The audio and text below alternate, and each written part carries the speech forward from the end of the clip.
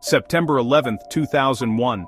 Nearly 25 years later, the pain and questions remain. The families of almost 3,000 victims still seek one thing: full accountability. Their focus, the Kingdom of Saudi Arabia, home to 15 of the 19 hijackers. Declassified documents and investigations suggest the hijackers had help, possibly from individuals tied to the Saudi government. Today, November 18, 2025, the families bring their fight to the White House, urging President Trump to demand answers from Saudi leadership. For them, this is about truth, not politics. A final chance to honor their loved ones by closing a painful chapter. The world is watching as their quest for justice reaches a critical moment. In the heart of Washington, D.C., a city where power and history intersect, a high-stakes meeting is about to unfold. The world's eyes turn to the Capitol as anticipation builds for a diplomatic encounter with far-reaching consequences. Saudi Crown Prince Mohammed bin Salman, a figure both influential and controversial, arrives for crucial talks with President Trump. The red carpets are rolled out, the motorcades glide through the city, and the air is thick with expectation. This is more than a routine state visit. It's a moment that could shape the future of U.S. Saudi relations. Officially, the agenda centers on security cooperation and economic partnerships, with both nations eager to strengthen their alliance. But for many Americans, especially the families of those lost on September 11th, this visit means something far deeper. For them, it's a rare opportunity to seek long-awaited answers and accountability. Outside the halls of power, groups like 9/11 Justice and 9/11 Families United gather in protest. Their message is unwavering. They demand that President Trump directly confront the Crown Prince about Saudi Arabia's alleged involvement in the attacks. For years, these families have fought for transparency, for the truth to come to light, and for those responsible to be held accountable. Recently, their legal battle achieved a significant breakthrough. A federal court ruling has allowed their lawsuit against Saudi Arabia to proceed, breathing new life into their quest for justice. This development has given their demands a renewed sense of urgency, as they hope the legal system will finally provide the answers and closure they have sought for nearly 2 decades. For these families, words and gestures are no longer enough. They want more than diplomatic statements. They want full Saudi cooperation with the ongoing lawsuit. They want access to documents, testimony, and the truth, no matter how uncomfortable it may be for those in power. President Trump now faces a profound choice. Will he prioritize the strategic alliance with Saudi Arabia, a partnership vital to U.S. interests in the Middle East? Or will he heed the moral call of American families who have waited years for justice and accountability? The world is watching to see which path he will choose. The stakes could not be higher. For the families, this is not just about politics or diplomacy, it's about the memory of their loved ones and the principle that justice must come before all else. Their plea is clear and resolute. The pursuit of truth and accountability must not be sacrificed for the sake of international relations. For these families, 9/11 is not a distant chapter in history. It is a living, unresolved reality, one that continues to shape their lives and their fight for justice every single day. In August 2025, a federal court in New York delivered a game-changing ruling. Judge George B. Daniels denied Saudi Arabia's attempt to dismiss the family's lawsuit, validating their claims after years of legal roadblocks. The Justice Against Sponsors of Terrorism Act, JASTA, had opened the door, but this ruling flung it wide.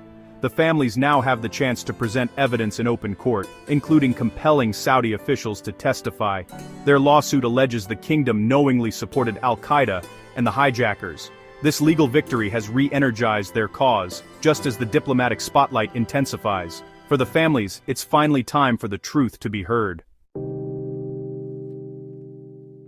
Judge Daniels' opinion didn't just allow the case to proceed, it marked a pivotal moment in the long and difficult search for truth and accountability after 9/11. In his carefully worded decision, Judge Daniels recognized that there was credible evidence suggesting Saudi government support for the hijackers.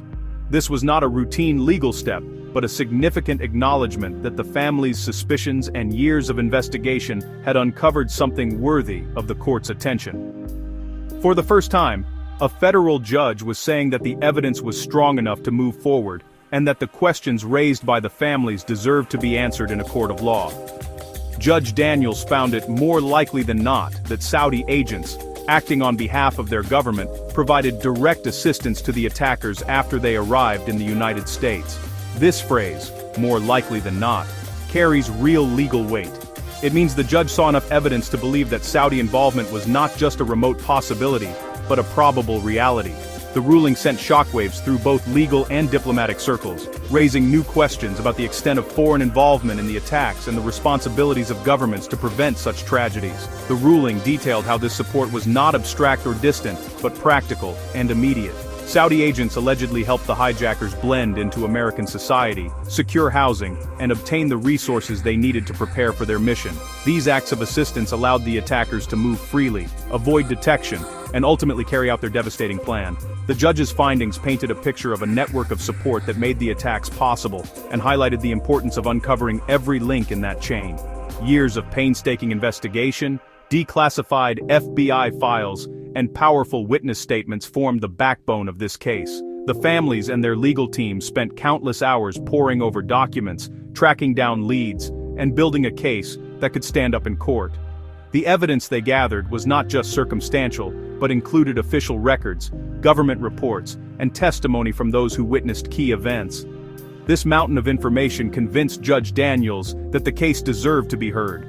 For the families who lost loved ones on 9/11, the judge's words are more than a legal milestone. They are a form of vindication. After years of being told their claims were just allegations, they now have a federal judge recognizing that their pursuit of justice is based on real, judicially acknowledged possibilities. This ruling gives them hope that the truth will finally come to light, and that those responsible will be held accountable. Now, with Judge Daniels' findings in hand, the families and their supporters are urging President Trump and other leaders to take action. They believe that the time for waiting is over, and that the government must respond to the court's recognition of credible evidence. The judge's ruling has given their cause new momentum, and they are determined to see it through. Their demand for accountability is stronger than ever, fueled by the hope that justice, long delayed, may finally be within reach.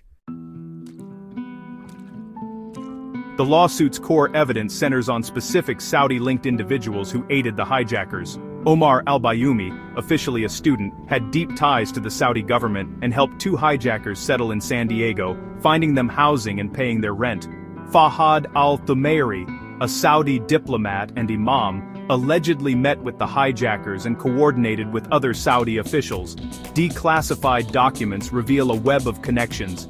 Saudi consular officials, the hijackers, and even Khalid Sheikh Mohammed, the attack's mastermind. The families argue this was no coincidence but a coordinated support network. Their case elements within the Saudi government enabled the 9/11 plot. For the 9/11 families, this battle is personal and relentless. Brett Eagleson, who lost his father in the South Tower, leads the charge for truth and transparency. Advocacy groups have pushed for declassification of documents and lobbied Congress for years. They argue that only full disclosure can bring closure and protect national security. The emotional toll is immense, but their resolve is unbroken. As Trump meets the Crown Prince, the families demand he honor America's promised justice for all responsible. This is a test of presidential commitment. Will justice for American families finally take precedence? For the families, the answer must be yes.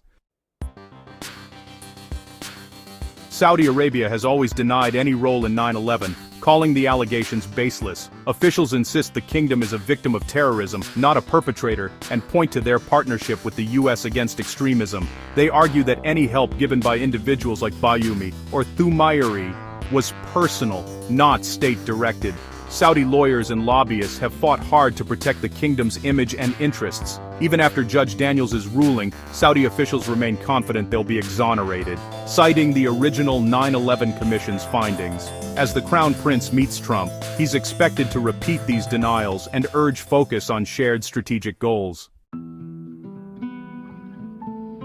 President Trump faces a stark choice: heed the family's call for justice or protect a vital alliance. Saudi Arabia is central to U.S. strategy in the Middle East, countering Iran, stabilizing oil markets, and expanding the Abraham Accords. Pressing the 9/11 issue risks alienating a key partner, but ignoring it could betray American families and Trump's own America First promise. The families are a powerful symbol of national loss and resilience. How Trump handles this meeting will test his ability to balance foreign policy with moral responsibility. The world is watching for his answer. Today, the president's actions will define his legacy on justice and alliance. Today's summit is more than just another diplomatic gathering. It's a pivotal moment of reckoning, where the weight of history and the hopes of the future converge. The decisions made here will not only shape international relations, but also test the moral compass of nations. As world leaders gather, the eyes of millions are fixed on Washington, waiting to see if promises of justice will finally be honored, or if political convenience will once again take precedence. For the families of 9/11 victims, this moment is the closest they have come in decades to seeing a public trial, an opportunity to have their voices heard and their questions answered. Their journey has been long and filled with setbacks, but their determination has never wavered. Now, more than ever, they need the support of the president and the nation to keep the momentum alive, to ensure that the pursuit of truth does not fade into the background of political negotiations. The United States now faces a defining choice. Will it stand firmly for justice on behalf of its citizens, or will it allow strategic interests with Saudi Arabia to overshadow the quest for accountability?